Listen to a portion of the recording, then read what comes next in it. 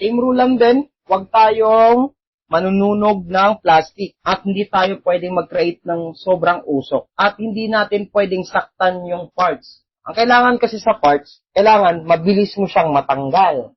Unang melting point ng LED, dapat na-remove mo na siya. Hindi pwedeng tumagal ng ilang segundo kasi yung lifespan ng IC, iksi yan. So, minsan, kadalasan, ako, trying error ako before, so, which is yung traditionally na ginagawa ko, wala na yon.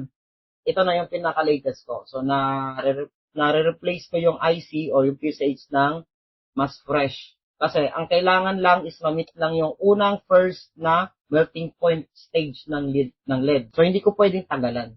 Kasi yung lifespan is. So, yun yung technique sa mga parts, no, mga IC sa pag-remove.